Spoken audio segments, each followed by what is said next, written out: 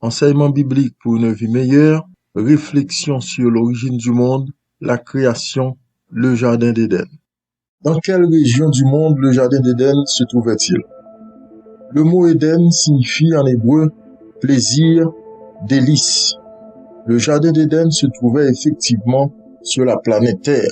Il s'agissait d'un lieu géographique spécifique, un environnement virtuellement clos quelque part dans la nature en Mésopotamie, construit par Dieu pour le plaisir de l'homme qu'il a créé, selon Genèse chapitre 2 verset 8. L'Éternel Dieu planta un jardin en Éden du côté de l'Orient et il y mit l'homme qu'il avait formé.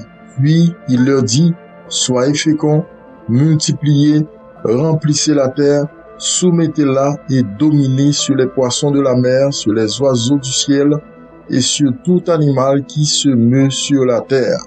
Genèse chapitre 1er verset 28. Tous les détails de la création se trouvent dans le livre de la Genèse du chapitre 1er au chapitre 2 verset 25. Qu'est-il arrivé au jardin d'Éden?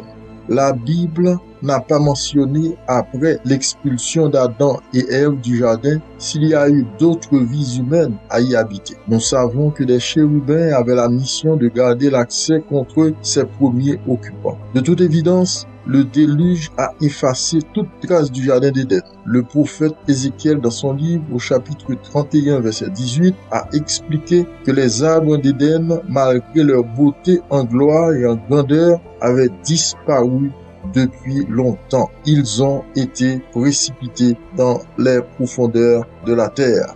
Dans quelle région l'ancienne Mésopotamie se trouvait-elle? La Mésopotamie antique était une vaste étendue qui s'étendit sur l'Europe, l'Afrique et l'Asie. La Mésopotamie ancienne englobait l'Irak, le Koweït, la Syrie, une partie du Liban, de l'Iran et de la Turquie. Parce que c'était le site de la première civilisation du monde, il est surnommé le berceau de la civilisation. Quel passage biblique aide à situer le jardin d'Éden?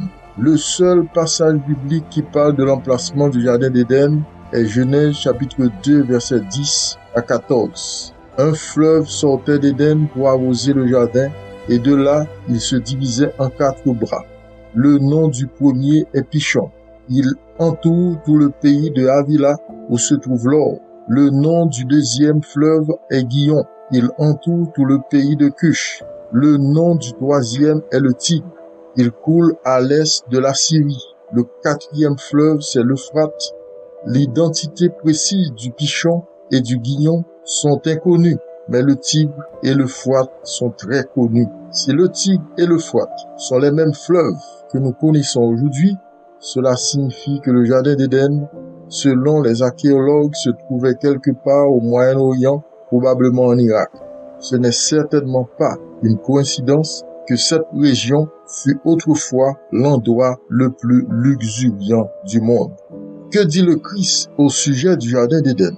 Pour répondre à une question, Jésus a parlé d'Adam et Ève pour expliquer que la norme fixée par Dieu était la monogamie. Ce faisant, il a fait allusion à leur mariage dans Matthieu chapitre 19 verset 3 à 6. N'avez-vous pas lu que le Créateur au commencement fit l'homme et la femme, et qu'il dit, c'est pourquoi l'homme quittera son père et sa mère et s'attachera à sa femme, et les deux deviendront une seule chair.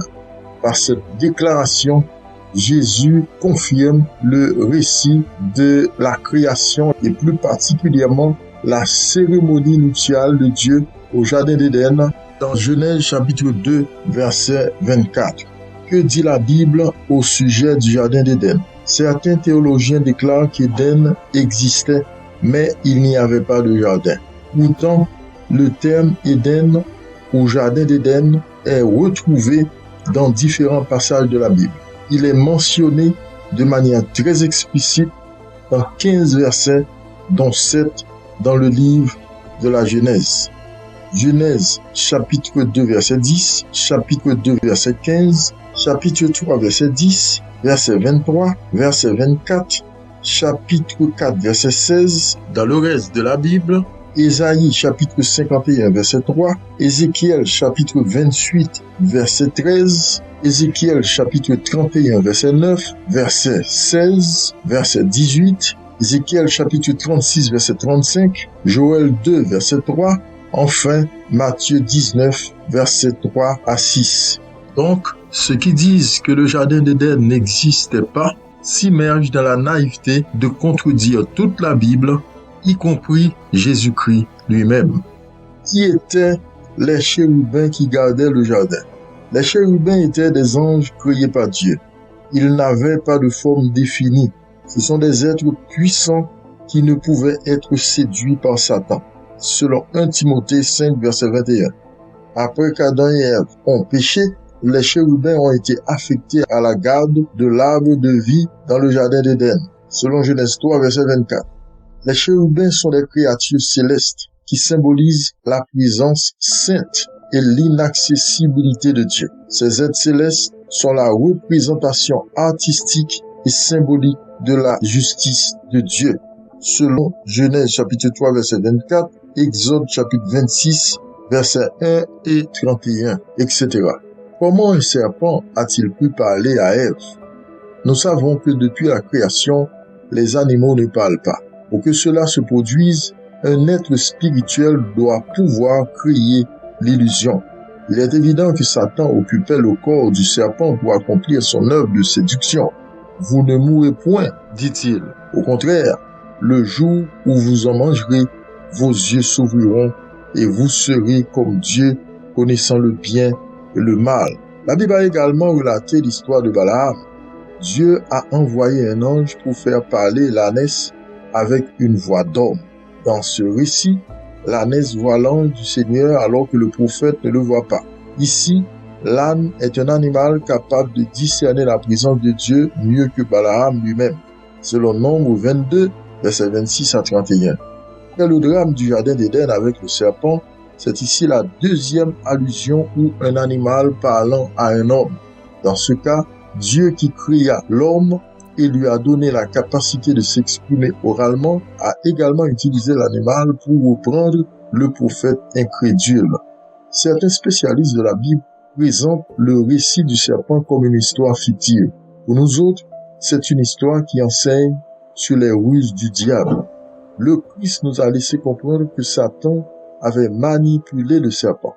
La révélation qu'il a transmise à l'apôtre Jean est explicite. Il appelle Satan le grand dragon, le serpent ancien, le diable, celui qui séduit toute la terre, selon Apocalypse 1 verset 1 et Apocalypse 12 verset 9. Jésus a également qualifié ce mauvais esprit de menteur et de père du mensonge, selon Jean chapitre 8 verset 44. Le père du mensonge doit être l'auteur du premier mensonge. Il a contredit l'avertissement divin, affirmant qu'il ne mourrait point, au contraire, il deviendrait comme Dieu. L'une des raisons pour laquelle de nombreux gens sont incapables de répondre à la question concernant l'origine de la vie et le processus de procréation expliqué dans les premiers chapitres du livre de la Genèse est qu'ils ont tendance à interpréter la Genèse à partir de notre situation actuelle. La vraie histoire du début de l'humanité se trouve dans la Bible. Les esprits incrédules, simplistes ou cartésiens ne peuvent pas voir les réponses malgré leur évidence. La raison est qu'ils ne construisent pas leur vision du monde à partir de la logique de la foi. Ils ne peuvent pas appréhender les transformations qui ont lieu à cause du péché. Leur compréhension est limitée par une interprétation séculière et une vision erronée de la Bible. La Genèse est le rapport de celui qui est à l'origine de tout, qui était présent lors du déroulement de l'histoire. C'est la parole de celui qui sait tout, témoin fiable du passé. Ainsi, lorsqu'on utilise le livre de la Genèse comme instrument de base pour comprendre l'histoire, la preuve qui autrement serait un vrai mystère a un sens manifeste. Dans ce contexte, les évangiles sont considérés comme une fenêtre permettant l'interprétation du mystère du Dieu créateur à travers le Christ, par qui toutes choses ont été faites. En vérité, je vous le dis, avant qu'Abraham fût, je suis, dit le Christ dans Jean chapitre 8, verset 58. Un peu partout dans la Bible, l'Esprit de Dieu confirme la création à travers l'œuvre de Jésus-Christ, témoin fidèle des grands événements à l'origine des temps. Dans Hébreux chapitre 1er verset 2, la Bible dit « Après avoir autrefois, à plusieurs reprises et de plusieurs manières, parlé à nos pères par les prophètes, Dieu, dans ces derniers jours, nous a parlé par le Fils qu'il a établi héritier de toutes choses et par lui, il a créé l'univers. » Notre étude historienne est conçue pour raffermir notre assurance en ce Dieu souverain que nous servons. Notre objectif est de vous amener non seulement à la conviction de l'origine de votre foi, mais aussi pour vous rappeler qu'il est le Dieu de toute éternité, l'alpha et l'oméga, le premier et le dernier, le commencement et la fin, selon Apocalypse chapitre 22, verset 13. L'histoire selon la chronologie des temps bibliques signifie tous les événements qui se sont déroulés depuis la création de l'homme jusqu'à l'enlèvement de Jésus-Christ, y compris le ministère des disciples et des apôtres. Plusieurs écrivains du temps de Jésus ont rapporté des informations qui pour la plupart correspondent avec certaines histoires rapportées dans les évangiles. Parmi eux, Flavius Joséphus, un historien juif né à Jérusalem en l'an 4 après Jésus-Christ, écrivit « Vers cette époque vivait Jésus, un homme sage, si du moins on doit l'appeler un homme, car il était l'auteur d'actes extraordinaires et était un enseignant pour ceux qui acceptent la vérité avec joie. Il a conquis de nombreux Juifs et de nombreux Grecs. Il était le Messie.